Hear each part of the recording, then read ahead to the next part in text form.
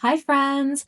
I'm back with five-ish things I liked about the book Penance by Eliza Clark. The first thing is that I really had to search for redeemable characters in this story. I don't mind that. Like, I don't like everybody I meet in real life. I'm sure you don't either. So to me, that's never really a turn off as far as books go.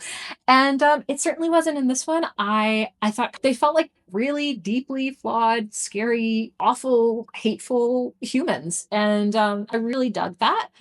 Second thing I liked was, oh my gosh, the teen girl drama. Y'all, I don't know if you were a teen girl at any point. I'm guessing maybe some of you were. We go through a lot. We can be dramatic. I didn't have a whole bunch of friends growing up until I got to college because my family moved from where I was born to this really small town where who your mom is friends with dictates who you're going to be friends with because you go to the same nursery and daycare and then you're friends all the way through school. So moving into a small town after having a group of friends one place and getting rooted and moved to this other place where it was really tricky to make friends because I talked different and I just was a very different human than the vibe around there. So I didn't have a ton of friends until I got into college, and it gets better. This is what I'm saying. If you're struggling and you're a young person, listen to Aunt Jane. It gets better. And you know what? If you are struggling, reach out. I am here for you. I got you. I'll be your fake auntie. I don't care. The teen drama, it felt very real. It wasn't as tough as it was in the moment because I have lived beyond that moment. But I could 100% see myself ending up in one of those situations where one group is pitted against another group and somebody is sort of the underdog of all of that.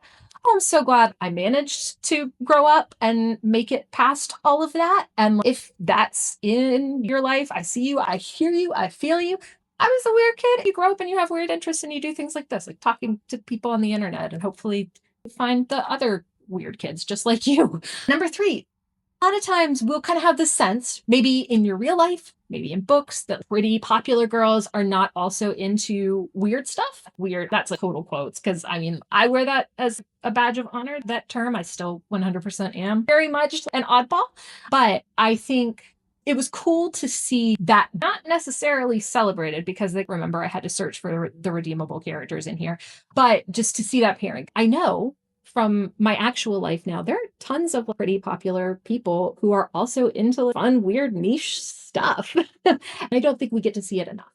And then varied storytelling styles. So there were a lot of different storytelling styles in here. The book is written from the point of view of a journalist who is writing the story. It sort of felt like reading a documentary or a podcast. And then the fifth thing was I found the journalist to be kind of contemptible, which, if you go back to point one, searching for redeemable characters, I like a protagonist who's not necessarily a hero. And this was definitely the case in this book, right down to the very last page. We're still getting that vibe. And so I liked that. Again, maybe not for you, but for me, I don't mind having a character I kind of hate to love or love to hate. That's cool with me.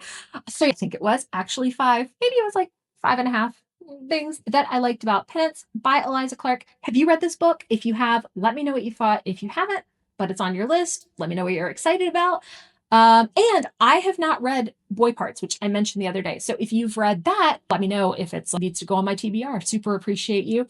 Yeah, I think that's it for today. So cheers and happy reading. Bye.